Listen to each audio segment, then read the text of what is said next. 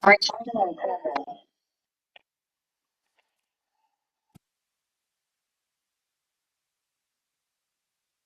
noite, pessoal. Tudo bem? Estão me ouvindo bem? Boa noite. Sim. Perfeito. Boa noite, professor. Ouvindo bem. Certo. Que bom, pessoal. Que bom. Boa noite. Vamos dar início à nossa aula. Eu tive aqui algumas dificuldades de conectividade e vamos dar início para que hoje o assunto é longo. Deixa eu só achar aqui o meu arquivo PowerPoint. Semana passada foi carnaval e na outra semana eu estive em Curitiba, participando de um congresso que a PUC do Paraná ofereceu e por conta de uma série de questões, inclusive a péssima conexão no hotel, eu não consegui ministrar a aula que estava prevista, que seria a segunda aula, né? Na prática, o que isso significa é que a gente terá que fazer uma das aulas gravadas, né? Essa é a segunda aula, mas é o terceiro, seria o terceiro dia, né? Nós estamos com um dia de déficit. Então, semana que vem vai ser a terceira aula, e aí já na outra semana também vai ser disponibilizada para vocês uma aula gravada, que seria a quarta aula, tá? Para vocês entenderem. Outra coisa importante, enquanto eu me acerto aqui, eu consegui dar conta de corrigir todas as avaliações diagnósticas de vocês, louvado seja o Senhor, Tirei 10, fiquei mas feliz. para alguns eu consegui fazer comentários, nem todos, porque são quase 60 alunos, aí o pobre professor com barba branca não dá conta, né? Mas alguma questão eu consegui, assim, interagir com vocês e eu pretendo, na medida do possível, manter isso, porque eu acho que a vida acadêmica também é a gente esse feedback, né? Teve alguém que escreveu sobre o Salmo 126, eu até brinquei lá, que é o meu salmo favorito, né? Mas uma coisa importante com relação às atividades é que é uma normativa da TIM. Vocês não entreguem como arquivo doc. Teve uns 4 ou 5 casos, né, que eu, nos comentários até escrevi para os alunos e alunas, que é importante você preencher tudo na plataforma, tá? Fica a dica aí para vocês estão começando, né? Eu também estou no meu segundo semestre, então está todo mundo aprendendo, é sobre isso, está tudo bem, né? Mas fica aí a dica que é uma orientação não somente minha como professor, mas também da Fatim. Pensa o seguinte, né? Se 60 de vocês jogam lá um arquivo doc, por exemplo, para fazer a resposta no caso da avaliação diagnóstica, são 60 arquivos que eu baixo no meu computador, né? Vira uma bagunça. É mais complicado para a gente dar conta das correções, tá? É uma orientação aí que vale para essa disciplina, mas também para as outras que vocês vão fazer, tá? Vamos lá. Agora eu acho que estou em condições de compartilhar a tela aqui. Seguindo o nosso semestre, né? Hoje nós temos aí muita coisa para cobrir, né? Aspectos históricos, geográficos e políticos, né? Do que a gente costuma chamar aí de contexto bíblico, né? Nós estamos dando início ao segundo módulo e essa é a primeira aula desse módulo. Semana que vem nós devemos nos aprofundar mais em questões do tipo... Opa!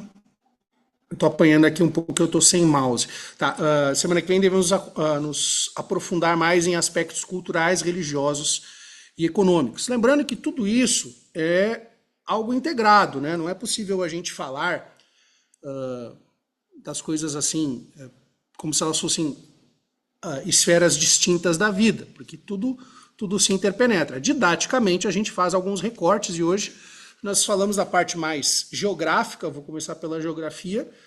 Vamos fazer recorrer de forma muito sintética à história a partir mais ou menos do século IX, antes da Era Comum, até o início do período romano, que é a época que Jesus viveu, tá?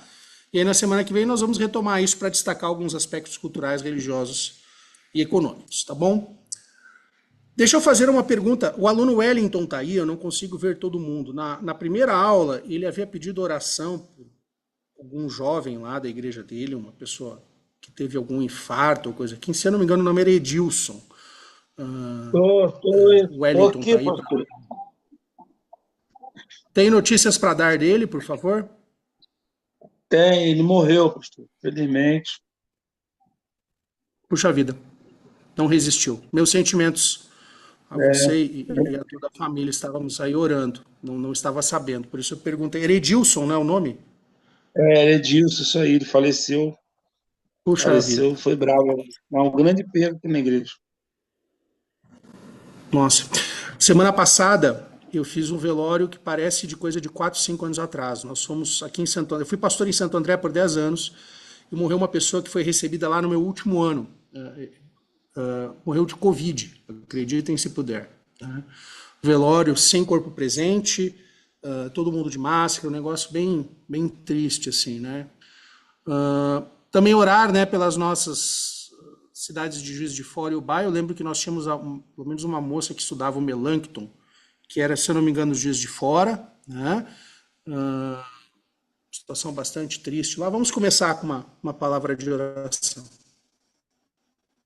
Senhor, nós colocamos as nossas vidas e o nosso aprendizado em Tuas mãos, gratos pela oportunidade de compartilhar, de crescer e de nos prepararmos para o exercício efetivo do nosso ministério na Seara do Senhor, na Igreja Metodista, onde o Senhor nos colocou.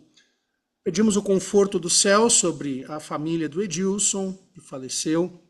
Pedimos, ó Deus, o teu socorro às famílias de Juiz de Fora, de Ubá, das regiões atingidas pelas chuvas, que o Senhor traga conforto e socorro a estas famílias, que aqueles que perderam tudo tenham condições de recomeçar, mas também que tenhamos uma cultura nos nossos governantes de uma gestão pública mais responsável diante das mudanças climáticas que sabemos haverão de nos acompanhar por muitos e muitos anos. Que a tua bênção seja sobre as nossas vidas e que nós continuemos a construir um aprendizado consciente, um senso crítico diante da realidade, profundidade bíblica, mas também engajamento com a causa do teu reino. É a nossa oração em nome de Jesus. Amém. Queridos, seguindo nosso aprendizado, ficou faltando da aula anterior a questão da formação do cânon bíblico. E aqui, de forma muito sintética, né, essa questão da formação, tanto do cânon do Antigo Testamento quanto do Novo Testamento, ela é extremamente complexa, não é um processo plano, né? Mas, assim, vamos dar umas pinceladas aqui, a começar pela própria palavra cânon, né? Nós usamos essa palavra cânon ou cânone, né? E é uma palavra derivada do grego cânon, né? Era uma espécie de instrumento de medida, uma vara, uma vareta, que era usada por arquitetos para medir campo, para medir coisas, né? Parecido com uma régua, né? Que a gente usa hoje em dia. É possível que a palavra grega cânon derive do hebraico, a palavra cané, né? Que é a palavra que significa cana ou vara, né? Mais ou menos no século III da Era Comum, lembrando que esse não é um processo plano, não é uma coisa com datas muito conhecidas, essa palavra veio a designar o conjunto de textos que a igreja compreendeu como expressão da revelação divina, que está contida tanto no Antigo Testamento quanto no Novo Testamento, né? Por conta dessa capacidade, né, que essa varinha tinha de medir, ela podia ser subdividida como uma régua mesmo, né? Ela também se tornou uma expressão que designa não apenas uma lista de livros, mas também uma espécie de regra ou padrão de comportamento que se esperava dos crentes e das comunidades cristãs.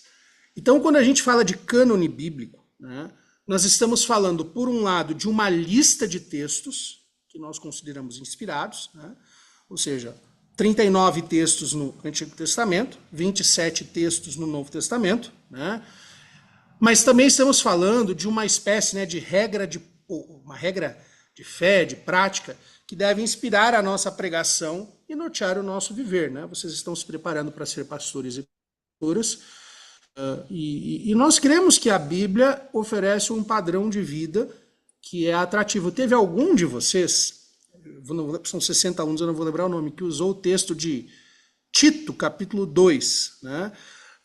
A graça de Deus se revelou salvadora a todos, né? Lá expressa seu desejo que a gente possa viver de maneira sensata, né?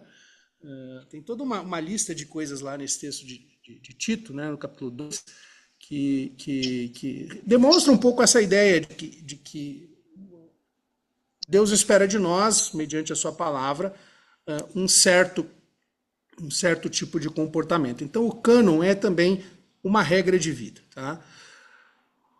Para resumir, né, quando a gente fala nesse sentido lista, nós estamos adotando uma abordagem quantitativa. Quantos e quais são os livros que nós consideramos sagrados? Como eu disse, são hoje, né, fim de todo esse processo, nós temos 39 livros no Antigo Testamento e 27 livros no Novo Testamento. E quando a gente fala na palavra cânon num sentido de regra, e entre aspas, né, nós estamos abordando o aspecto qualitativo, né? Ou seja, que tipo de fé, que tipo de prática, que tipo de vida que esses textos nos propõem. Tá? Com relação à formação do cânon do Antigo Testamento, lembrando que isso são apenas pinceladas. Tá? A gente não tem dúvidas de que a formação dessa lista, desta regra, é o resultado de um longo processo histórico. Tá?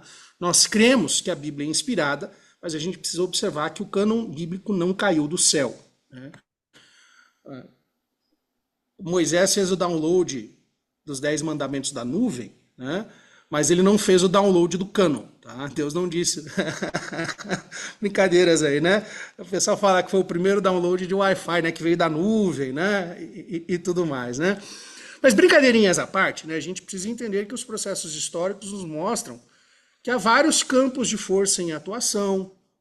O reconhecimento de alguns textos, como a gente vai ver, foi mais tardio, tá?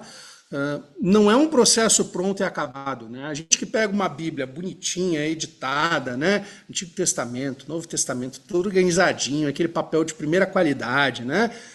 Aquele cheiro de livro maravilhoso, gente, tem coisa melhor que cheiro de livro, tinha que inventar um perfume desse negócio, né?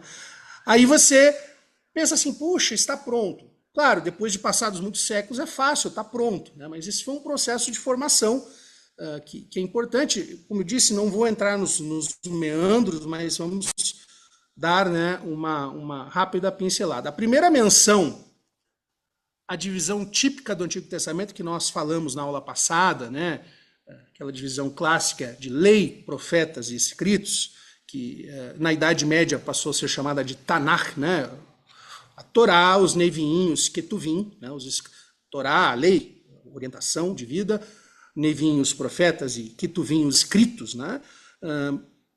Provavelmente, né, essa expressão tripartida já existia por volta ali dos anos 130 antes do comum. O neto do Josué Ben Sirac traduziu os escritos do avô do hebraico para o grego, apresentando-o, né, apresentando o seu avô como um estudioso da lei e dos profetas e dos outros livros de nossos pais. Tá? Então, já antes de Jesus nascer, mais de um século antes de Jesus nascer, já havia uma certa noção de grandes compartimentos chamados, né, lei, profetas e escritos, ou outros livros de nossos pais, né, como o neto do Ben Sira expõe. Tá? No final do século I da Era Comum, ou seja, já após a vida de Jesus, um historiador judeu, Flávio Joséfo, um texto que é chamado...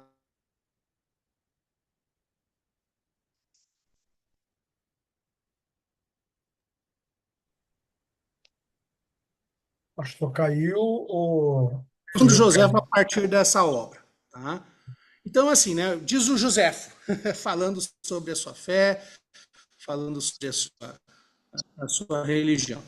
Não temos miríades de livros discordando e conflitando entre si, mas apenas 22, contendo o registro de todo o tempo e justamente dignos de crédito. A gente precisa lembrar que alguns livros eram considerados como uma coisa só, tá?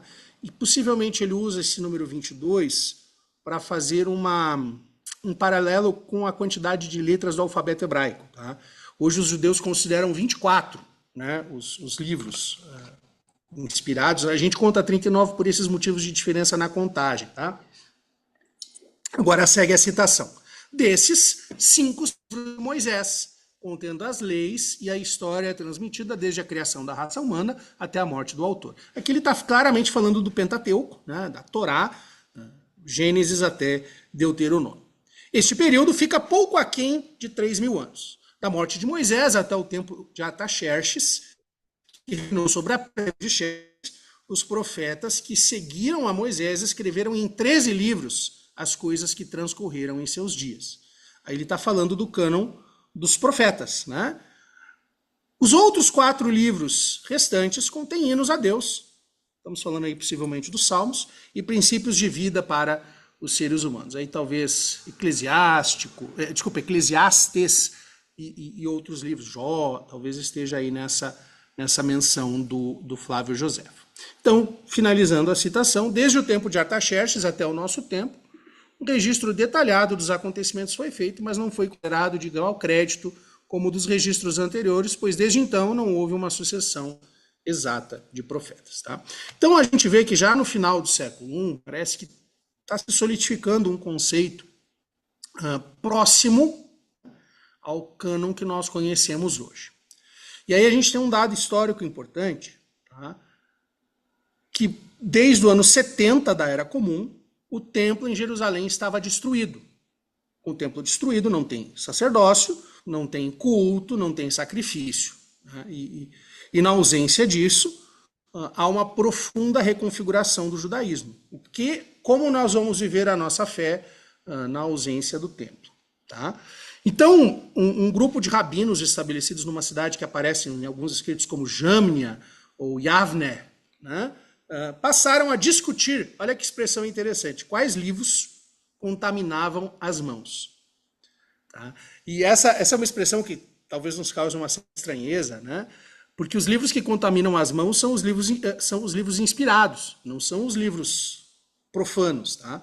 A gente normalmente pensa em contaminação como algo que vai nos profanar, mas aqui tem um motivo. Né? Muito provavelmente está sendo feita uma alusão ao fato de que esses textos importantes exigiam uma lavagem de mãos antes do seu manuseio. Tá? Então, assim, tem livro que você lê sentado no busão, tá? E busão, por favor, não tinha busão na época, né? Só estou fazendo uma nova linguagem atualizada. E tem livros que você se prepara e lê com mais reverência. Tá? Esses são os livros que vão ser considerados canônicos. Né? Eu mencionei que o processo de aceitação de livros não foi plano. Tá? Alguns livros tiveram uma certa dificuldade para obter um reconhecimento canônico. Né? Por exemplo, os livros de Esther e o Cântico. Nenhum deles menciona a palavra Deus.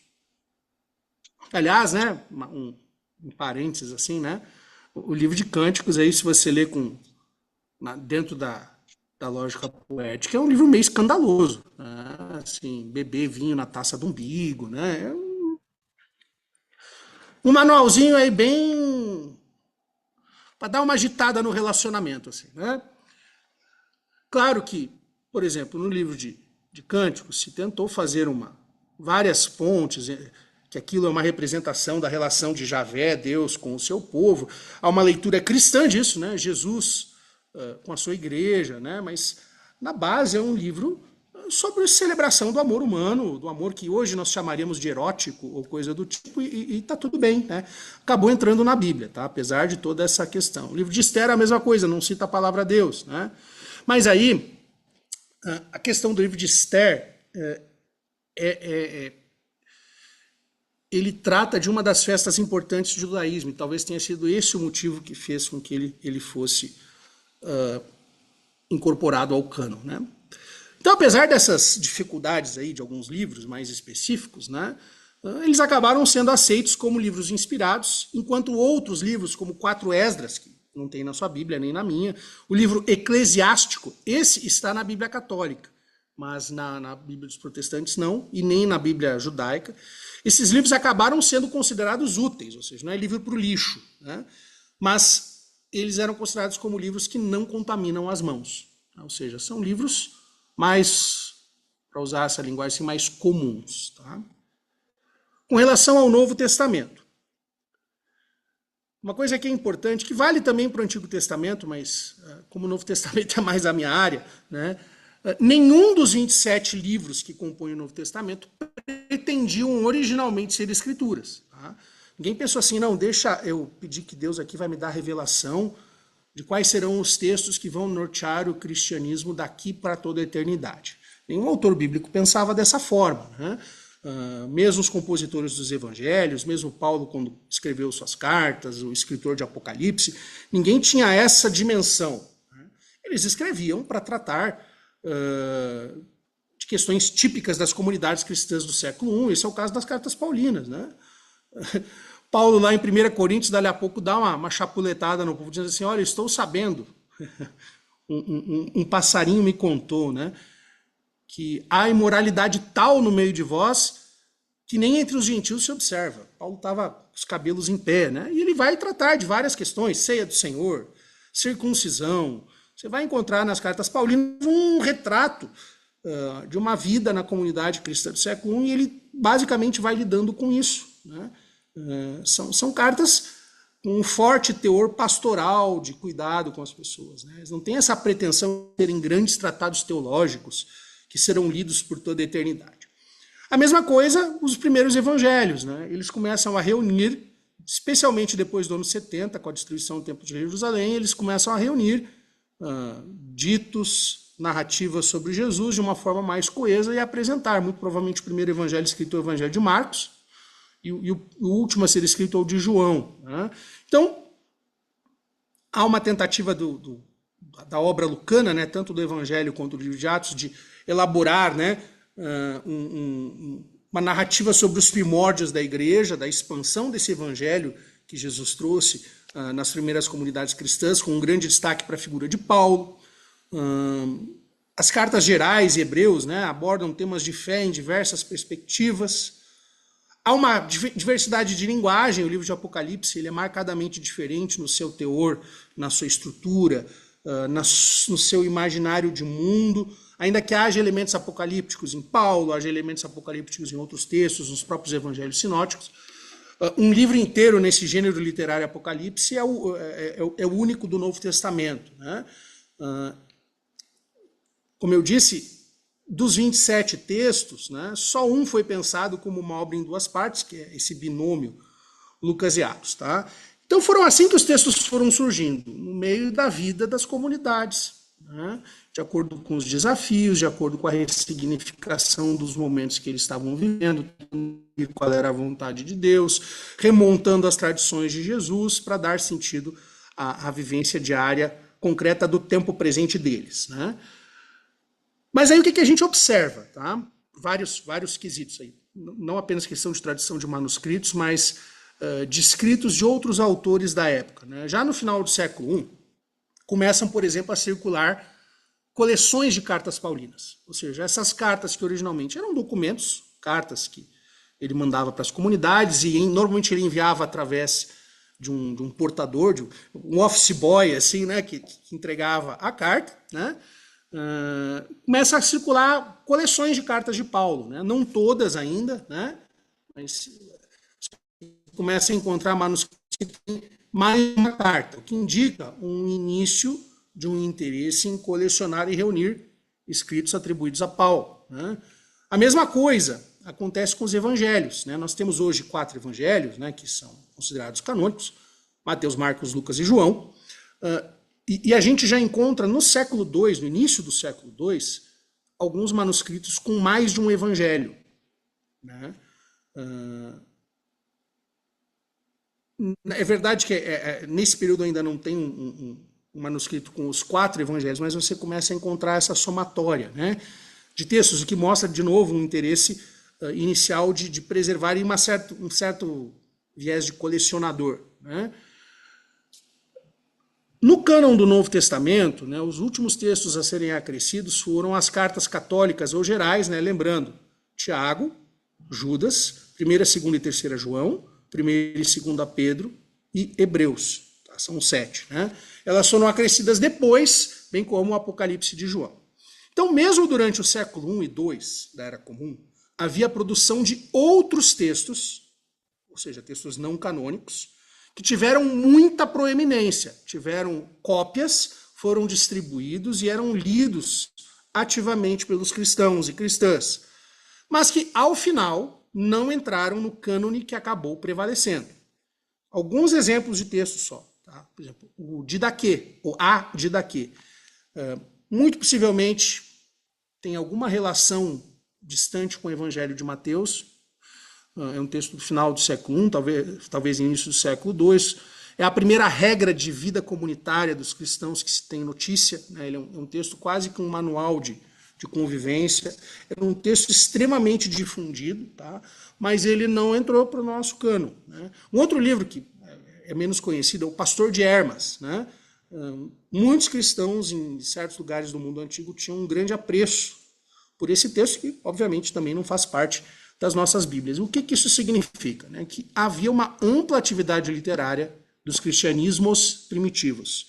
E aqui a ênfase é na expressão plural, cristianismos primitivos. A gente fala, às vezes, né, de cristianismo primitivo, mas os campos de força ainda estão em atuação. Né?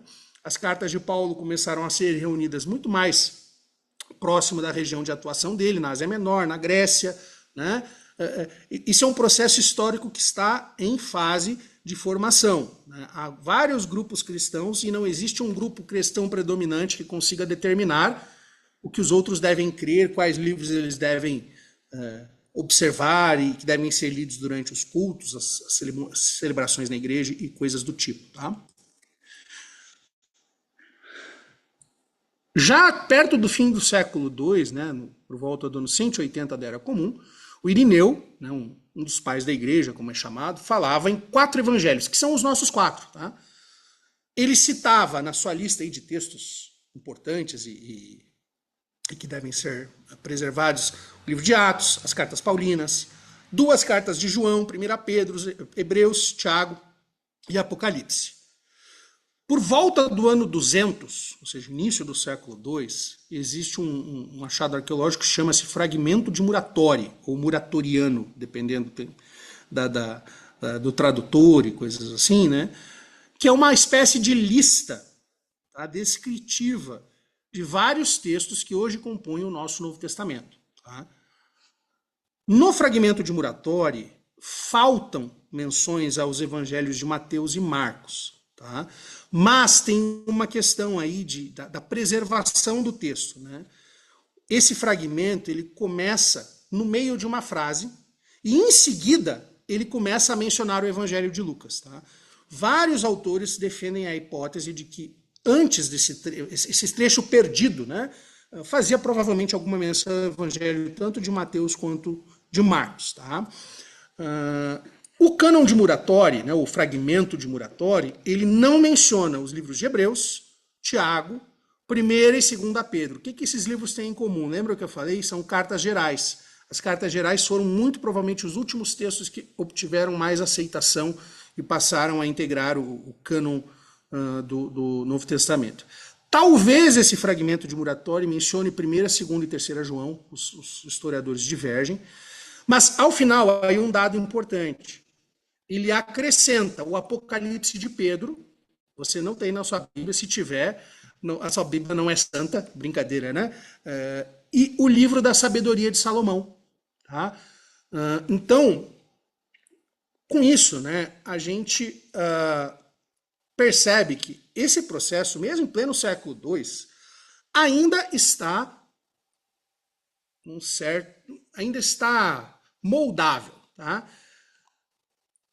Uma coisa importante, né? É notável, tá, que nós não tenhamos encontrado nos papiros que temos disponíveis, ou nos pergaminhos que ainda existem, e aqui, parênteses lembrando da aula passada, pergaminhos e papiros são mídias bastante perecíveis, tá? E o fato de não haver pergaminhos e papiros não significa que no passado eles não houvessem. Porém, do ponto de vista de uma reconstrução histórica, nós temos que nos ater ao que nós temos disponível. E, então, nesse conjunto de material que existe ainda hoje, né, que foi identificado, que foi listado, é interessante que nós não tenhamos nenhum pergaminho que tenha uma cópia de um evangelho canônico, um dos 4, qualquer um deles, junto com algum evangelho que hoje a gente considera não canônico. Isso é algo muito interessante, tá? Que parece indicar que a estabilidade, pelo menos com relação a quais são os 4 evangelhos inspirados, já estava relativamente estabilizada. Tá? Vou dar um exemplo de um texto que se fala muito, né, o Evangelho de Tomé. Vários grupos cristãos tinham um certo apreço pelo Evangelho de Tomé, mas você não encontra uma cópia, um pergaminho, um papiro, sei lá, do Evangelho de Lucas junto com o Evangelho de Tomé. Você pode encontrar Lucas junto com Marcos, entendeu? É uma coisa que parece indicar, né, não é uma certeza histórica, mas parece indicar que havia uma certa estabilidade muito cedo em quais eram os 4 evangelhos, assim, autorizados, vou usar essa palavra, tá? Outra coisa importante que a gente precisa lembrar, né, a gente está falando ainda de coleções que estão se formando, né? Então, mesmo dentro desses papiros que nós temos disponíveis, desses pergaminhos, a ordem específica dos livros do Novo Testamento varia muito, tá? Hoje a gente tem uma ordem mais ou menos estabelecida da Bíblia, mas nem sempre foi assim, tá? A forma que nós usamos hoje é um produto muito mais da Idade Média do que necessariamente desse processo inicial de formação do cânon do Novo Testamento. E para finalizar essa parte de cânon, né, para não me alongar demais, é importante a gente lembrar que o cânon vai estar realmente concluído só no século IV. É um processo histórico, portanto, com idas, vindas, e cópia e distribuição de textos e comunidades cristãs que vão preservando as suas... Sim.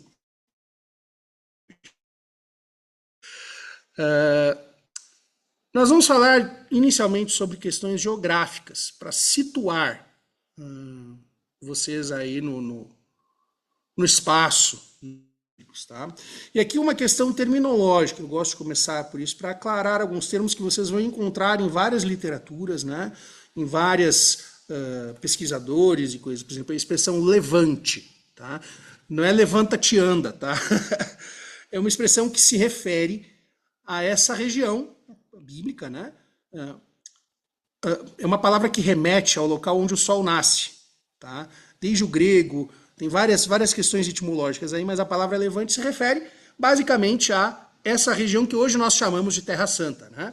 Mas Israel, Judá, o Egito, a Mesopotâmia, tudo isso é parte do Levante. E se usa um adjetivo levantino, né? Que é relacionado ao Levante, tá? Arqueologia levantina, ou seja, a arqueologia que é feita nas terras do Levante. Essa é uma terminologia que vai aparecer em alguma bibliografia, saiba que se refere mais ou menos ao que a gente já conhece ali como...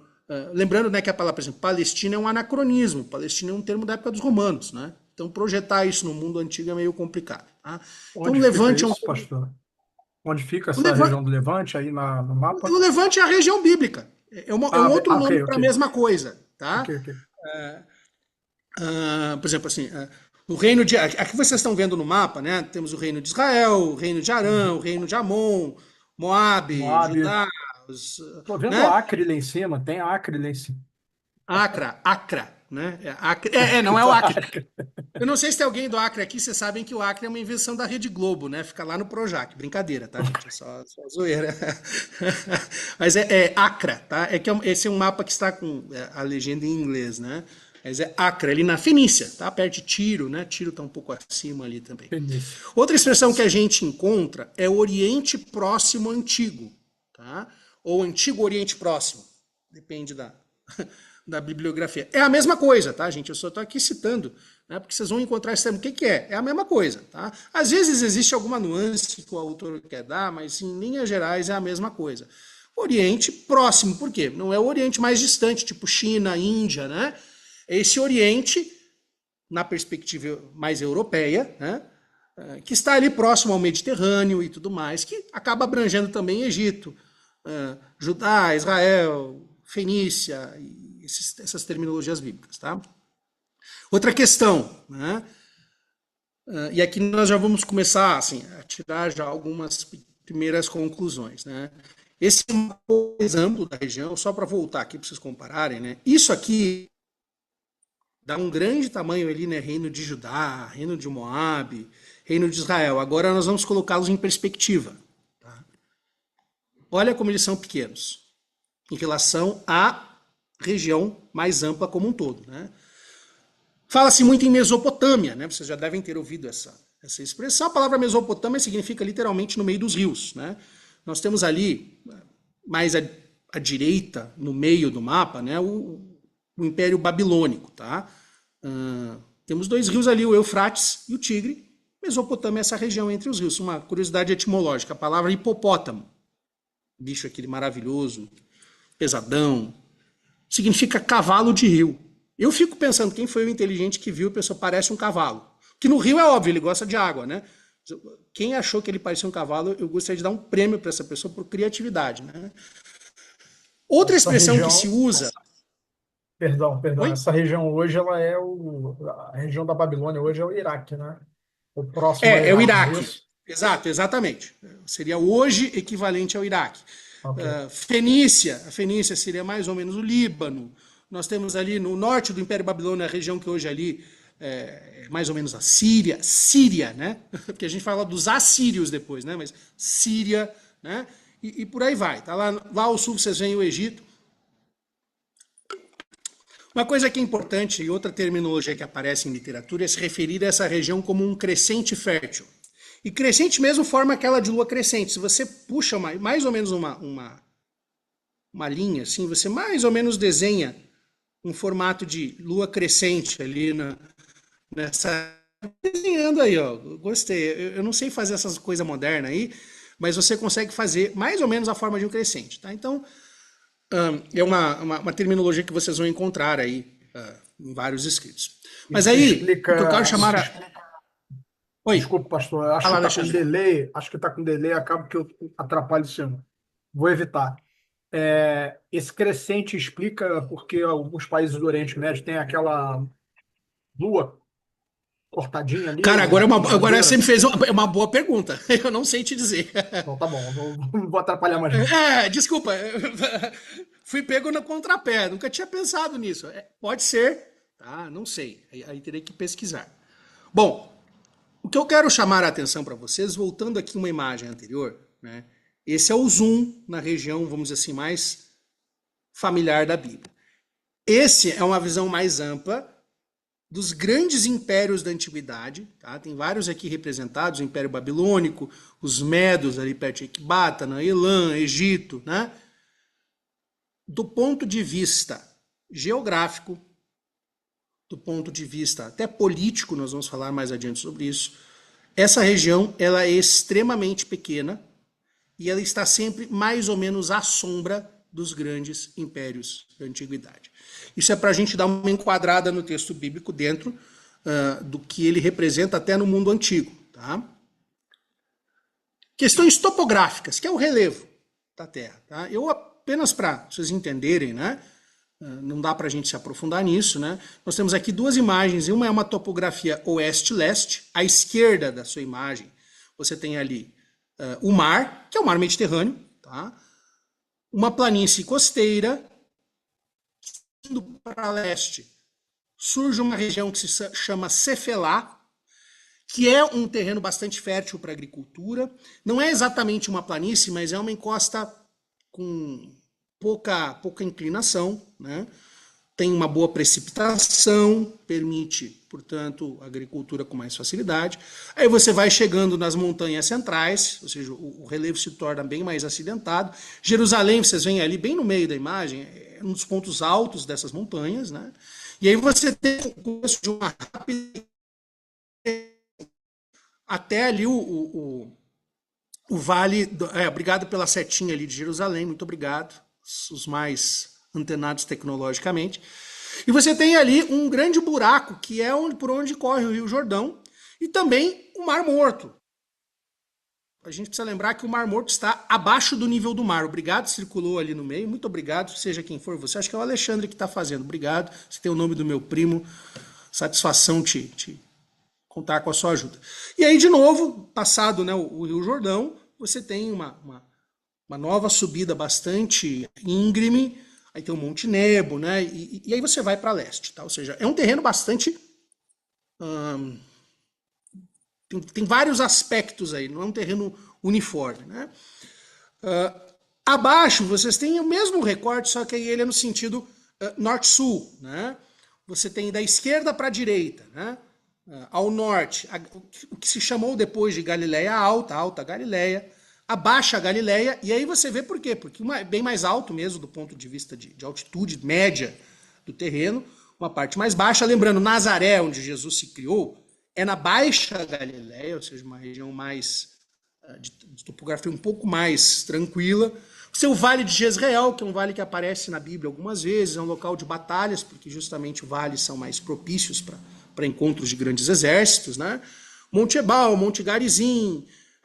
Então vocês veem que toda de norte a sul nós temos o mesmo, chamar de problema, a mesma questão topográfica, é um terreno bastante acidentado, com montes, Jerusalém é no alto monte, até que no sul você tem aí uma certa tranquilização na direção para o lado já à direita na imagem das terras altas do Negev, né? O Salmo 126 cita as torrentes do Negev, o aluno que falou aí tem aqui um recorte, né? As terras altas do Negev, né?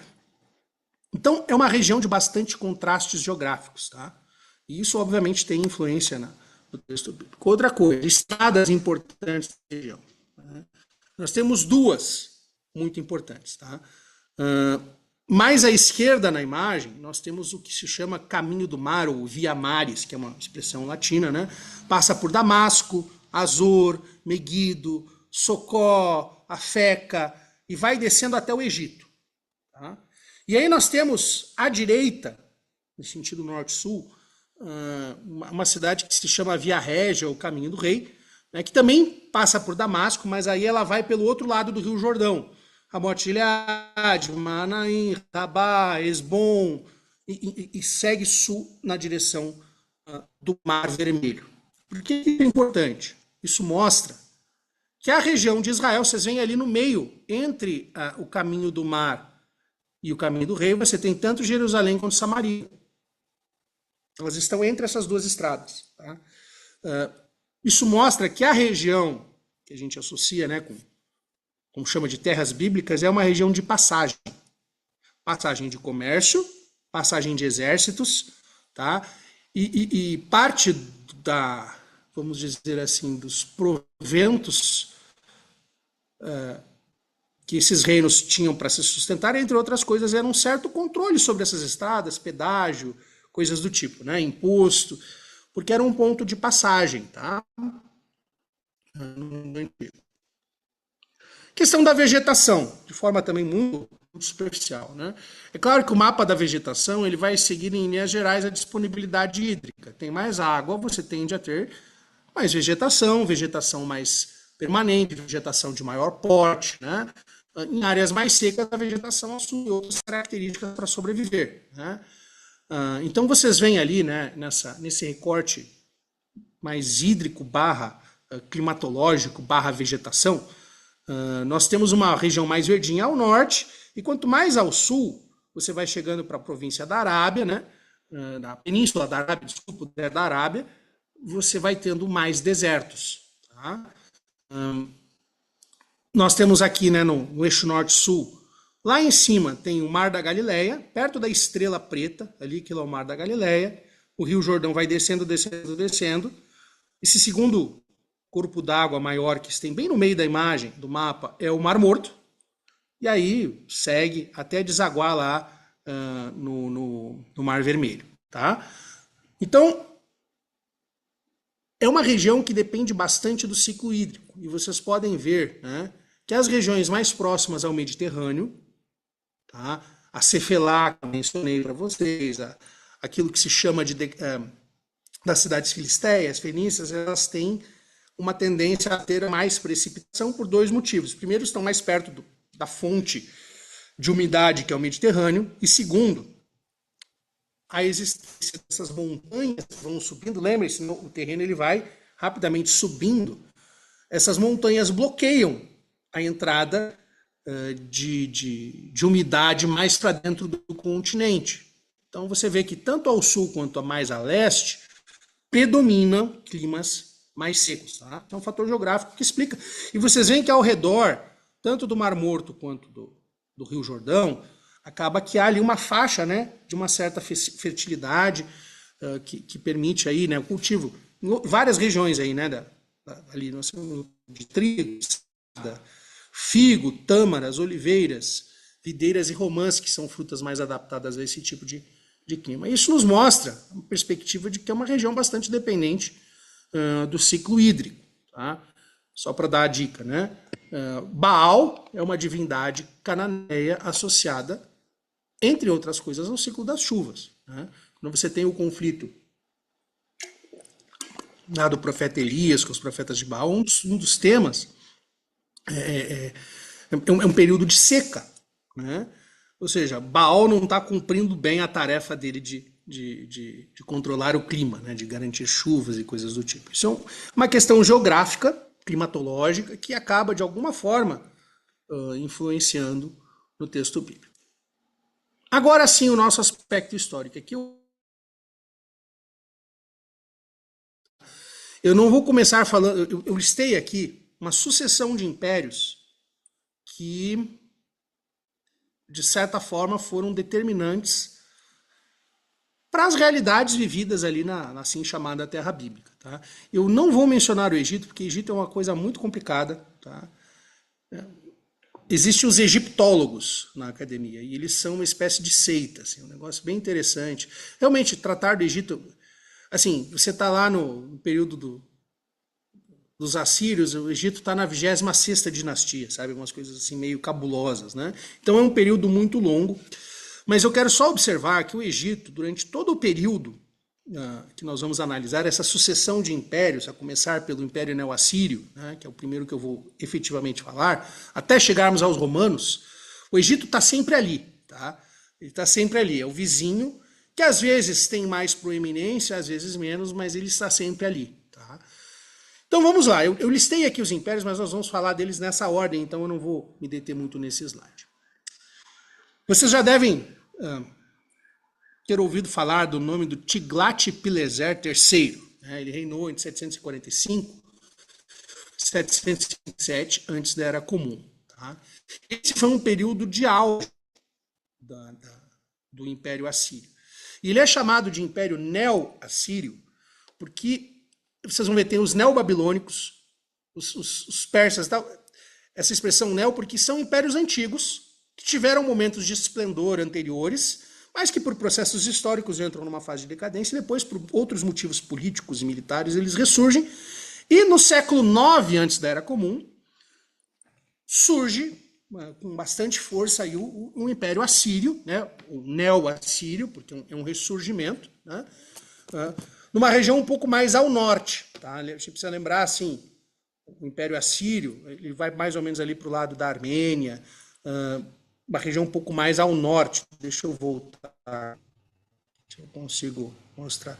Vocês veem ali, né, Carquemes, Arã, né? O Império Assírio cobriria mais ou menos essa mancha que é o Império Babilônio nessa imagem. Tá? Agora voltando aqui para os assírios. Do ponto de vista, assim, das influências bíblicas mais pertinentes, os assírios, em geral, são muito mal vistos, tá? Pelos escritores bíblicos. Né? Eles são dominadores estrangeiros, são violentos, se fala de algumas atrocidades que eles cometem, e a gente precisa entender o seguinte, né? O nosso querido Tiglat-Pileser III, que foi um rei assírio muito importante, ele liderou uma grande expansão dos assírios que tornou o Império Assírio, na época, o maior império do mundo antigo. Não houvera nenhum império tão extenso nessa época até então. Tá? Na sequência da morte do Tiglat-Pileser, do Salmaneser V, começou que é o Reino do Norte. Tá? E ele acabou sendo deposto e foi provavelmente morto.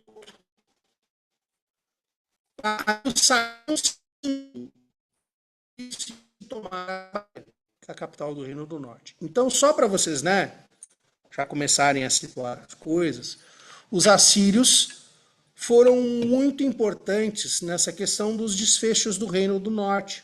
Tá? O Reino do Norte deixou de existir por conta da invasão assíria. Tá?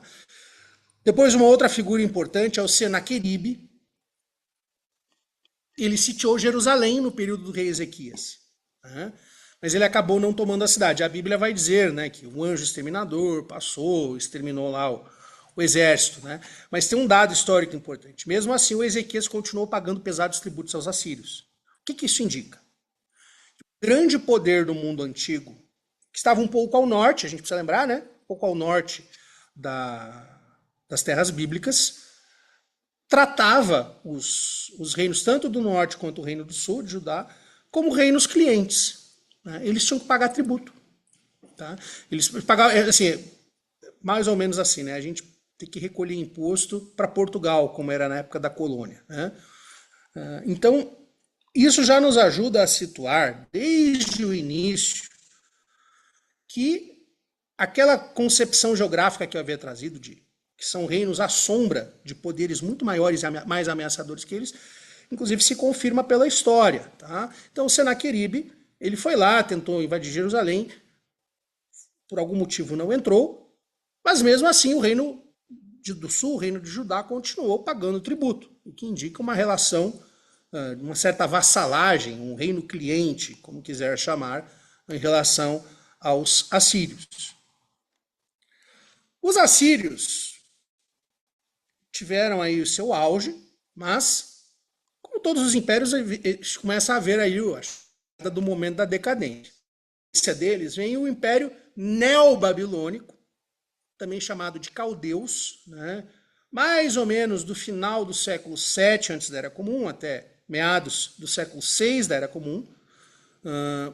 E a gente precisa lembrar o seguinte, tá? Os babilônios, durante esse período que os assírios, por exemplo, destruíram o Reino do Norte, os babilônios também estavam sob o domínio assírio.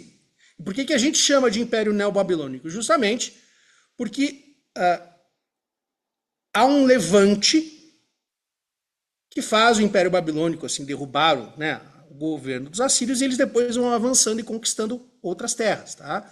Então, de novo, o Império Babilônico é um império muito antigo, teve um período em que ele estava, por exemplo, subjugado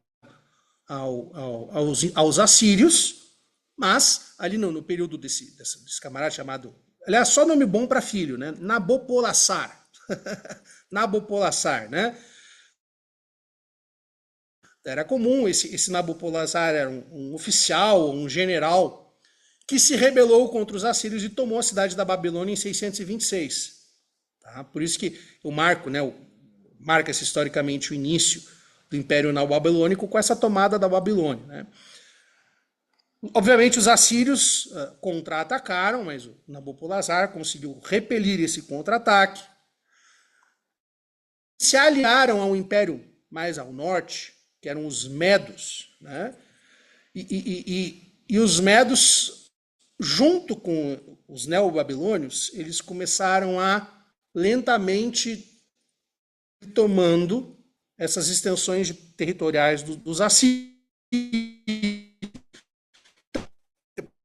praticamente varreram as cidades importantes da Síria.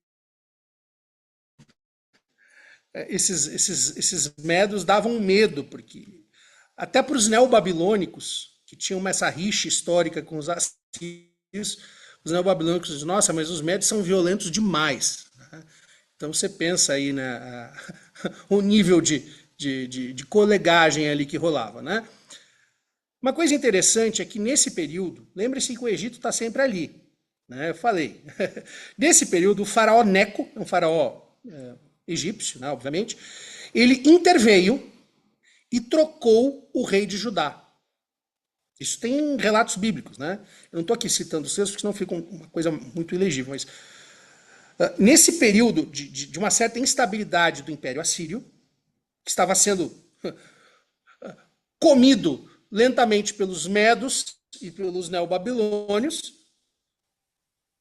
o faraó Neco provavelmente percebeu a chance de expandir a influência egípcia dentro de um reino cliente dos assírios, aproveitando o vácuo de poder. Né? Então ele fez uma intervenção e trocou o rei de Judá. Infelizmente ele acabou, infelizmente ou felizmente, enfim, ele não teve o sucesso que ele desejava, mas ele fez uma intervenção no trono do Reino do Sul. Tá? E por que ele fez isso? Né? o faraó ele tinha um desejo de viabilizar uma certa sobrevivência à Síria para garantir a existência de uma espécie de tampão entre, né, um estado tampão entre o Egito ao sul e a Babilônia ao norte, e de novo ele não teve sucesso, tá? Infelizmente. Né? O Neco não neca de pitibiribas para o Neco. Né? Uma figura muito importante do Império Neobabilônico, outro nome bom para um filho, quem estiver aí, né, na expectativa, eu já tive meus três, não vou poder usar, né? Esse Nabucodonosor II, né? O Nabucodonosor II, que também é chamado de Nabucodonosor o Grande. Aliás, vocês vão ver que tem vários o Grande, né, nesse apanhado histórico que nós estamos fazendo. Antes dele se tornar rei, ele era um general dos exércitos do seu pai. E foi ele quem consolidou o poder babilônio na região, quando ele derrotou os egípcios em Carquemis, no ano 605 antes da Era Comum. Tá? Após essa derrota, né, dos egípcios em Carquemis, houve um período de instabilidade interna no reino babilônico. Ele tentou invadir sem sucesso o Egito por volta do ano 600. E aí o que aconteceu nesse período? O reino de Judá buscou o apoio dos egípcios contra os babilônios. Lembrando, eles estão descendo do norte, passando por ali, querendo invadir o Egito, e Judá está no meio do caminho. Né? Lembrando, aquelas estradas, assim como elas transportam comércio, elas transportam exército. Né? Então, o reino de Judá buscou o apoio dos egípcios para tentar fazer frente aos babilônios, o que fez com que os babilônios sitiassem Jerusalém em 598 e 597. O Nabucodonosor exilou o rei de Judá, o Jeconias, e interveio instalando como rei o tio do Jeconias, que era o Zedequias. Em 589, ou seja, 10 anos depois, mais ou menos, dessa intervenção, ou seja, os babilônios botaram ele no trono. Uns 10 anos depois, o cara, assim, só se vive uma vez, vida louca, né? Ele se recusou a pagar tributo. E isso, do ponto de vista da diplomacia do mundo antigo, não é uma declaração de guerra, mas é quase. É uma certa rejeição à soberania, no caso aí, dos neobabilônios. Né? Então, o que aconteceu? O Zedequias se recusou a pagar o tributo, o Nabucodonosor disse, bom, meu querido, casa vai cair para você. Em 586, finalmente, né, o Nabucodonosor sitiou e destruiu Jerusalém, que leva ao período do exílio babilônico, que é também um período de extrema importância aí na história bíblica. Tá? Então, de novo, percebam como alguns acontecimentos muito importantes que a gente se acusa, o exílio babilônico, coisas assim, são também um resultado dessas tensões políticas. Né? O camarada recusou a pagar tributo e a casa caiu para ele. Né? Passados muitos anos, né, o Império Babilônico ele começa a entrar já numa fase de decadência. Tem um camarada chamado Nabonido, outro nome belo para um filho, para uma filha, por que não Nabonida? Né? Depois de muita instabilidade, o que acontece? Né? O Nabucodonosor II, uma hora morreu, né? Mesmo sendo grande, ele não é eterno, né? Ele é o grande, não o eterno. Ele morreu e houve uma instabilidade sucessória, vários reinados curtos, né? Até que esse Nabonido subiu ao trono. E aí a coisa deu uma certa estabilizada do ponto de vista interno. Só que já nesse período, percebam isso, né? Esse é um padrão. Os assírios dominaram a região e os babilônios foram crescendo à sombra dos assírios até que eles enganaram os assírios, por assim dizer. Nesse período do Nabonido, depois de uma certa instabilidade interna, o camarada chamado Ciro, também chamado o Grande, tá cheio, uma megalomania, assim, né? Ele liderou uma revolta contra os judeus, que tinham sido aliados dos neobabilônicos naquele período em que eles estavam avançando nos territórios assírios, né? E aí o Ciro ele estabeleceu o quê? O Império Aquemênida, que é um império vizinho. Os Aquemênidas são mais próximos da região onde hoje é o Irã. Né? Os babilônios são mais perto do Iraque e os persas são mais perto do Irã. Né? Então, 10 anos depois, ele invadiu a Babilônia sem maior resistência. Existem várias explicações possíveis para isso, inclusive de que alguns generais entregavam para não morrer ou coisas do tipo, né? Porque parece que havia uma certa instabilidade interna, porque esse Nabonido ele tentou fazer algumas reformas religiosas, ele substituiu Marduk, que era a divindade principal venerada nesse império, por Sim, que era uma divindade lunar, e o próprio Ciro, para justificar a sua invasão, ele usou essa desculpa religiosa, né? Ele fez uma intervenção para restaurar a divindade de Marduk no seu lugar de proeminência do panteão. Tá? Lembrando que eles tinham uma religião muito próxima, né? Apesar de serem impérios distintos, religiosamente eles tinham uma certa semelhança. Tem alguém falando alguma coisa? Desculpa. Estou ouvindo um... Bom, seguindo. Falei de que nesse período de instabilidade interna dos babilônios, a sombra deles foi surgindo o Império Aquemênida, o Império Persa, como quiser chamar. Você encontra essas duas terminologias na literatura. Foi um império que durou mais ou menos de 550 até 329 antes da Era Comum. E aí nós temos essa grande figura, né? O Ciro II da Pérsia, também chamado Ciro o Grande. Tá? Ele reinou um reinado relativamente longo, quase 30 anos, né? Como eu disse, ele havia se rebelado contra os Medos em 553, capturou Ecbátana em 550, Ecbátana era a capital da Média, né? E ele teve uma grande expansão do Império Persa, dominando a região da Lídia ao norte, bem como todo o atual Irã na direção leste. Quando ele fez essa estabilidade, ele voltou os olhos para a Babilônia, que é o vizinho do lado, né? Ele capturou, como eu disse, a Babilônia sem maiores resistências no mês de outubro de 539. Essa é uma data com uma certa certeza histórica. Importante do ponto de vista da nossa narrativa bíblica, né? Provavelmente, nessa época, ele administrava terreinos babilônicos antigos, tais como Judá. Lembrando, Judá, ele estava exilado, era um território sob o governo babilônico, né? Com essa captura da Babilônia, eles, de certa forma, se tornam responsáveis pelos territórios que eram mantidos. Ciro, em vários textos, por exemplo, no segundo Isaías, né? Segundo Isaías são os capítulos até mais ou menos 56, se eu não me engano, do livro de Isaías, que é um período posterior da redação do livro de Isaías. O segundo Isaías, ele toca uma trombeta maravilhosa para o Ciro. Ele considera o Ciro uma espécie de libertador. Aí é aquela lógica, né? O inimigo do meu inimigo é meu amigo, né? Então há uma certa... Ele joga assim, confete pro Ciro, né? Que veio e nessa ótica, libertou os israelitas, né? Os judaítas, perdão, do domínio babilônico, que eles odiavam. Também durante o período persa, que vai haver a volta do exílio, né?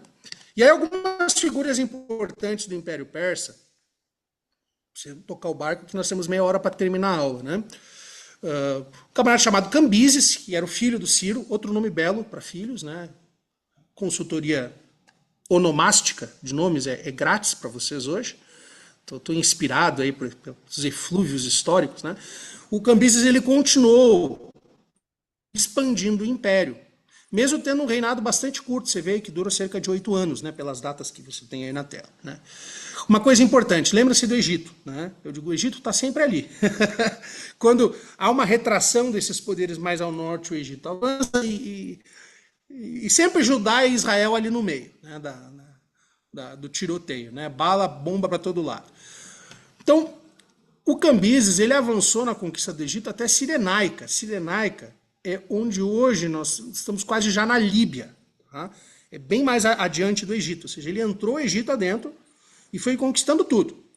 Cerca de 525 antes da Era Comum, derrotou um outro nome bonito, né, o faraó Psamético III. Né? Só que o Cambises não teve filhos. Isso é sempre um problema nas sucessões dinásticas. Nós vamos ver outro caso, mais célebre até adiante, né? E ele morreu numa circunstâncias meio duvidosas, e duvidosas bem entre aspas, assim, né? Há vários relatos históricos divergentes, assim. Quando ele morreu, como ele não tinha filhos, ele foi sucedido pelo irmão, chamado Bardia, né? Como Cambises é filho do Ciro, né, que eu já havia falado, Bardia também era filho do Ciro. Né? Só que o Bardia também morreu logo em circunstâncias muito suspeitas. Tá? Assim, né? Ele foi suicidado, talvez. Né? Se é que vocês entendem a maldade, assim, né? A acidez da fala. O sucessor do Cambises foi o Dario I, também chamado de Grande. Então, pessoal, sempre com essa questão megalômana, né? Eu coloquei bem assim, né? Ele subiu ao trono em circunstâncias curiosas, né? Ou seja, 2 mortes suspeitas. E ele não era membro da família real, ele tinha sido um portador de lança do Ciro, né? Ele, assim, não era totalmente de fora do círculo do poder, mas ele não era da família real, né? Então ele subiu ao trono em meio a todas essas circunstâncias bastante minimamente suspeitas. Com a subida dele e essa desintegração dessa dinastia do Ciro, há obviamente um período de revolta interna, vários desses sub-reinos tentam se levantar, mas o Dario foi muito rápido em sufocar essas rebeliões porque ele contava com o auxílio do exército. Né? E se o exército apoia, é muito difícil que no fim a coisa não prevaleça. Né? Então, é nesse período do Dario que os aquemênidas tiveram o seu auge territorial. Eles se estendiam mais ou menos do que hoje é a Bulgária até a região do Egito e pegando toda aquela região para o leste do Irã, né? Que foi por onde eles começaram, né? As conquistas aí do Império Persa / Aquemênida. Só para mencionar aqui, né? 2 figuras importantes, o rei Xerxes e o Artaxerxes. Lembrem-se que o Flávio Joséfo menciona esses nomes naquela citação que nós lemos mais anteriormente, né? E talvez esse Artaxerxes, né, que reinou de 465 a 424, um reinado longo antes da Era Comum, talvez esse seja o tal rei Assuero que é mencionado em Esther. Tá? Seguindo os nossa sucessão de imperadores, agora vem outro cara com um nome extraordinário, né? Nosso ajudante de hoje, o Alexandre, né, tem o seu xará mais famoso, o Alexandre III, da Macedônia, mais conhecido como Alexandre o Grande. E é muito difícil a gente conseguir colocar, como é que eu vou dizer assim, ter noção do que representa o surgimento de Alexandre o Grande no cenário mundial. Percebam, ele reinou cerca de 13 anos. É um reino extremamente curto. E ele modificou toda a geografia política daquela região do mundo antigo. Tá? A gente precisa entender, em primeiro lugar, que ele era de uma dinastia real, o pai dele se chamava Filipe II, rei da Macedônia. A Macedônia é um pouco a norte da Grécia. Tá? Ele teve o privilégio de ser educado sob a tutela do Aristóteles até os 16 anos de idade. Imagina, você tem um professor particular que é o Aristóteles. Né? Então, o cara tinha grana. Né? Aliás, uma observação, né? A palavra Filipe significa amigo de cavalos. Né? E esse é um nome que, de certa forma, remete à realeza, porque só tinha cavalo e condições de manter. Até hoje, aras é coisa cara, né? Você tem cavalo. Não estou falando desse cavalinho que puxa carroça na rua, estou falando de cavalo criado, né? Então, assim, o cara que se chama Felipe amigo de cavalos, ou seja, ele tem colegagem com os cavalos, é o cara da elite, né? É a mesma coisa assim, né? Tem um nome que significa assim, amigos no plural. Né? O cara tem vários, ou seja, é um cara que está nadando em dinheiro. Né? Então ele foi educado sob a tutela de Aristóteles, e com a morte do pai dele, né, quando ele tinha 20 anos de idade, olha que novinho, 20 anos, gente, ele subiu ao trono em 336, antes da Era Comum. Tá? É um negócio assim difícil até da gente quantificar, né, porque durante boa parte do restante da vida dele, ele conduziu uma campanha militar ilimitada e simplesmente saiu conquistando. Ele nunca foi derrotado em batalha. Houve algumas batalhas inconclusivas, mas derrota ele não sofreu nenhuma. É um negócio assim completamente fora da normalidade no mundo antigo. Né? Então ele simplesmente saiu conquistando. Em campanhas militares, todo aquele mundo antigo, esses impérios que a gente viu, o Egito, a região assíria, os babilônicos, os persas, né? Toda essa galera. E ele foi estendendo seus domínios da Macedônia, da Grécia, ele invadiu a Anatólia, que é hoje a Turquia, né, em 334, ou seja, o cara com 2 anos de governo já estava invadindo, né, 22 anos de idade, novinho, nem sei se ele tinha barba. Rapidamente ele conquistou a região e estendeu até o seu poder até o Egito. Ele contornou toda aquela região, que inclusive pega o que a gente chama de terra bíblica, né, até chegar no Egito. Em 332 ele sitiou a cidade de Tiro, que é uma cidade na Fenícia, né, que foi um sítio extremamente complicado, porque Tiro era uma cidade extremamente fortificada, tinha uma ilha, ele desviou o curso de rio. Cara, era um negócio assim, difícil, como eu disse, de você conseguir conceber como que um cara tão rapidamente simplesmente varreu todos os impérios do mundo antigo. Né? Então esse sítio de Tiro é muito célebre, que mostra a forte capacidade logística que ele tinha e também, obviamente, a sua estratégia. Em 332, ele já tinha dominado o Egito. Vamos só fazer o recorte aqui, né? Ele subiu ao trono em 336. Em 4 anos, ele já tinha conquistado toda a Anatólia, ou seja, a Turquia, foi descendo, chegou no Egito. Negócio assim, negócio de doido. Em 331, ele começou a subir de novo, conquistou o Egito, né, circundou ali essa região do Mediterrâneo, ele foi para o norte, para onde ficava mais ou menos o Império Assírio Antigo. Né? Lembrando que ele é parte do Império Aquemênida, nesse momento, dos persas. Né? E ele obtém uma vitória muito importante, uma batalha chamada Batalha de Gaugamela, no ano de 331, contra o Dario III, que era o atual rei do reino persa. Logo ele vai conquistar a Babilônia, Suzã e Persépolis, que são cidades muito importantes da região. O Dario está sempre fugindo, porque o Alexandre avança que nem um trem desgovernado, é o bonde sem freio do Mengão. Né?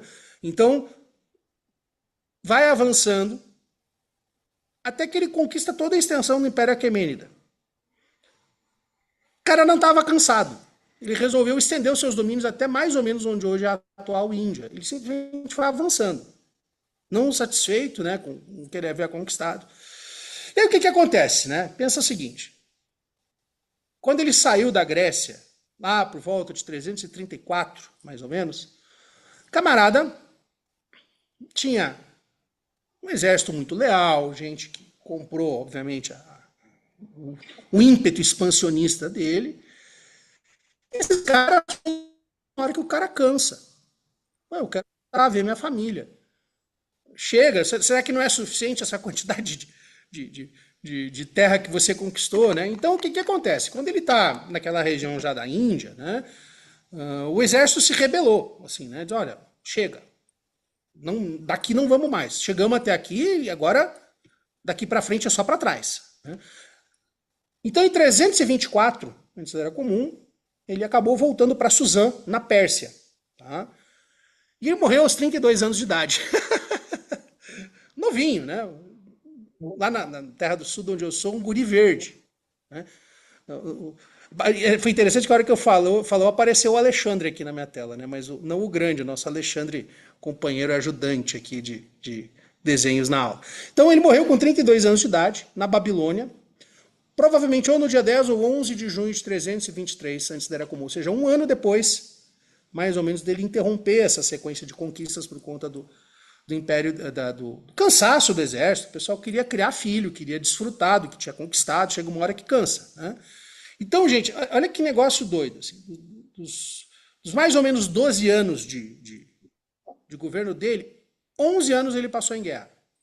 E o último ano de paz ele morreu. Não sei se é porque não sabia viver em paz, né? E aí o que acontece? Né? As circunstâncias da morte dele são debatidas até hoje. A suspeita de envenenamento, uma série de hipóteses que são levantadas, talvez alguma doença que ele tenha desenvolvido. Aí não tem como a gente saber, porque obviamente não tinha médico no mundo antigo com exames que a gente tem hoje. Eu, aos 30 anos depois de simplesmente conquistar, entre aspas, né, o mundo conhecido de então. Uma coisa, como a gente fala assim, foi vertiginoso. E aí o que acontece? Por que é importante a gente falar, né, desse grande poder transformador que o Alexandre teve no mundo antigo? Essas rápidas conquistas territoriais, bem como a vontade que ele tinha de helenizar a Pérsia, mas também de adotar costumes persas. era uma espécie de via de mão dupla. Fez com que o fenômeno tanto da helenização, ou seja, tornar parecido com os gregos, quanto da orientalização varresse a região do Levante com consequências duradouras. Tá? Vou dar um exemplo. O Alexandre, quando estava nessa região babilônica, ele começou a aceitar alguns tipos de reverência que eram prestadas aos reis do Oriente Antigo, que eram tratados como representantes de divindades na Terra, ou coisa do tipo. Ele começou a aceitar isso para uma mentalidade grega era um pouco estranho. Tá? Por mais que ele fosse um rei, por mais que ele fosse, né, uma figura de autoridade e tudo mais, e tinha o respeito do seu povo, porque ele conseguiu fazer tudo o que ele fez, ele não era considerado um deus. Tá? Mas ele, em contato com esses costumes persas, parece que ele gostou da coisa. Né? Ele começou a aceitar esse tipo de reverência e coisas do tipo que causou uma certa estranheza. Né? E esse desejo que ele tinha de espalhar, por um lado, a cultura grega, e por outro lado também essa questão oriental, fez o quê? Uma consequência muito direta. Uma ampla difusão do grego como língua comum à região. Tá? Não é que as regiões pararam de falar os seus idiomas, mas elas aprenderam também a falar o grego também. Né? A gente precisa lembrar que uma cidade... Ele conquistou o Egito, foi uma das primeiras conquistas importantes dele. Lá ele fundou uma cidade homenageando a ele mesmo, chamada Alexandria, que se tornou uma das cidades mais importantes do mundo antigo. Por conta dessas mudanças trazidas no mundo antigo por essas conquistas incessantes do Alexandre, em Alexandria, no final da antiguidade, havia uma comunidade judaica muito forte, de fala grega, que não conhecia nem o hebraico nem o aramaico, e que gostaria de ler os seus textos bíblicos, as suas escrituras, no idioma que eles entendessem. Foi feito que a tradução dos 70, ou a LXX, lembrando, a LXX é 70 em número romano, né? Então, a Septuaginta. Eu falei rapidamente na semana passada, né, dessa questão.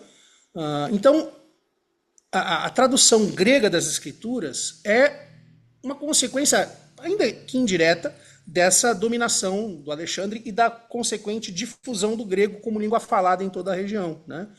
E, obviamente, o Novo Testamento, que foi composto inteiramente grego, ele é uma consequência tardia desse fenômeno. Né? Se falava grego em todo o mundo conhecido de então, mesmo com os romanos tendo dominado depois. Continuava se falando grego. Pastor, Oi. é só uma dúvida aqui. Aqui é o Hélio aqui. De repente, você vai até, de repente, saber uma pergunta. Lá Fala, você Hélio. vê como é que é... Para você ver como é que é a influência tanto dos persas, essas coisas todas, lá em Daniel capítulo 6, quando o rei Dario resolve levantar 120 ministros para ajudar ele a governar, aí eles tentam, de uma forma como Daniel se sobressai entre eles tentam, de alguma maneira, pegar Daniel.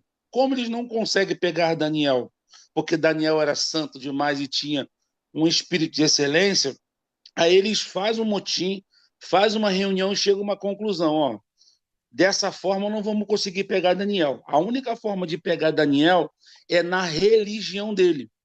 O que a gente faz? Se apresenta ao rei, e aí a gente fala, dá uma ideia para o rei sensacional. Fala, rei, no espaço de 30 dias não pode orar, não pode buscar outras pessoas, não pode nada. Aí o rei falou o seguinte, tudo bem. Aí quando o rei concordou, aí eles falaram o seguinte, não, mas vamos fazer o seguinte, rei, palavras o vento leva, vamos dizer assim, assina aqui, segundo a lei do Medo e dos persas, se no espaço de 30 dias alguém for pego orando, vai morrer. A tamanha influência naquela época deles. Uhum. Aí eu queria saber para o senhor... A gente precisa... Pode falar. Oi. Pode falar. Fala. Pode falar. Não, pode falar. Você fazer uma pergunta. Não, mas assim, esse período persa... Eu queria saber... pode falar. Fala, agora eu vou ficar quieto. Agora você fala. É por causa agora eu vou ficar quieto. Não, se você é flamenguista igual eu vou te dar essa honra. Não, eu não sou flamenguista, eu sou torcedor do Inter. Aqui em São Paulo eu tô imune, eu zoo todo mundo e sou zoado por todo mundo, não zoo a mesma coisa. Eu fiz só menção do Conde sem freio do Mengão pela graça, assim, tal, né? Eu tenho uma, curiosamente, a chave que eu uso para chegar aqui é um negocinho do Flamengo, só que isso aqui não é É meu. isso aí. O camarada que trabalha aqui é carioca e torce pro Flamengo, mas eu não sou flamenguista, tá? Credo em cruz, né? Brincadeira. Mas, ó, a gente precisa entender, né? Os persas, particularmente, eles tinham um tipo de governo menos invasivo. Eles costumavam respeitar as religiões dos povos dominados. Tá? Os assírios eram mais complicados e os babilônios também, mas os persas eles eram menos intervencionistas nessa questão. Tá? Então isso se reflete em alguns textos bíblicos. Talvez por isso o Ciro tenha uma avaliação mais positiva, porque ele não era um cara que chegava tocando muito terror. Desde que pagasse o imposto direitinho, tivesse paz, não tivesse rebelião, toca a vida, viva a cultura de vocês, né? Agora, seguindo aqui, né? Que a gente tem pouco tempo e ainda temos alguns impérios. Se faltar um pouquinho, a gente volta no início da aula que vem. Tá? Então, os Seleucidas e os Ptolomeus, tá? Também chamados de diádocos. O que acontece? O Alexandre morreu jovem, repentinamente, e sem filhos. A esposa dele, a Roxane, estava grávida.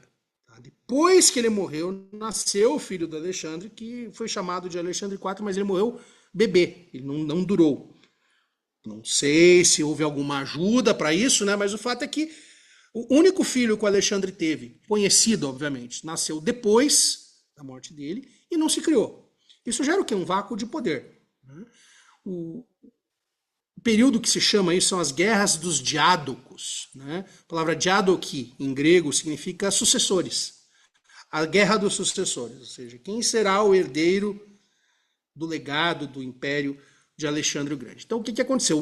Os generais do Alexandre, esse pessoal que o acompanhou nessas conquistas, e alguns chegados, alguns elementos familiares, né, começaram a se enfrentar em guerras que duraram décadas, tá? Quase 50 anos em alguns casos.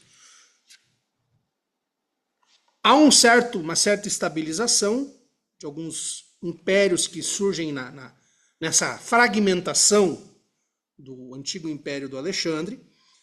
Os Antigônidas, por exemplo, são chamados Antigônidas por conta do Antígono. Eles governavam mais ou menos a região da Macedônia e da Grécia. Tá? Para nosso aprendizado bíblico, é mais importante falar sobre os Ptolomeus, que foi o grupo que se estabeleceu no Egito. Lembrando que o Egito foi parte do Império do Alexandre o Grande. E os Seleucidas, tá? Que se estabeleceram na Anatólia, que é a Turquia, na Mesopotâmia e na Judéia. Tá? Eu vou mostrar aqui um mapa só para ilustrar um pouco disso. Né? Vocês têm aqui, né, mais ou menos essa grande mancha no mapa é o império, mais ou menos que o Alexandre conquistou durante o período de sua vida. Começando da Grécia à esquerda, chegando lá na região, lá perto do Himalaia lá e tal, que é a região do rio Indo, né? Próximo ali à Índia. Tá? Então, aqui há uma subdivisão em cores dentro dessa mancha. Você tem o Antígono, que domina a Anatólia, Lisímaco lá na Macedônia, Cassandro na Grécia, os Ptolomeus no Egito, o Seleuco, Nicátor, nessa região que é o antigo Império Persa. Né? E aí esses camaradas vão se guerreando até que se estabelecem mais ou menos 3 grandes grupos. Os Antigônidas, que vão ficar mais para essa região da Grécia, que tanto interessa um pouco menos para os fins do nosso curso. Os Seleucidas, que é esse reino mais ao norte, e os Ptolomeus, que é esse reino mais ao sul. Percebam como aqui, mesmo tendo mudado a questão dos dominadores, há uma situação histórico-geográfica semelhante. A Judéia está espremida entre 2 impérios do mundo antigo, os Seleucidas ao norte e os Ptolomeus /Egito ao sul. Tá?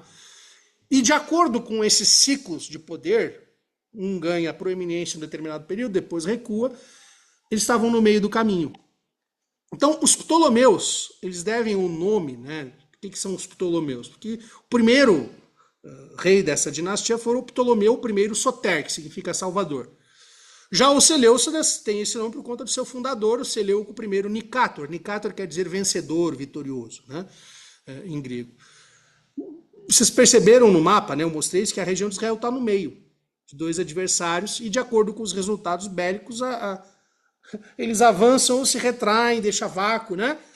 Então, tanto os Ptolomeus quanto os Seleucidas governaram de forma mais direta ou indireta, dependendo da época, a região, até a chegada dos romanos no ano 63 antes da Era Comum, que foi a destruição do Império Seleucida. Veio primeiro, os romanos já eram do norte, então eles pegaram primeiro os Seleucidas, e no ano 30 antes da Era Comum, toda aquela coisa da Cleópatra, do Marco Antônio, que a gente conhece, né?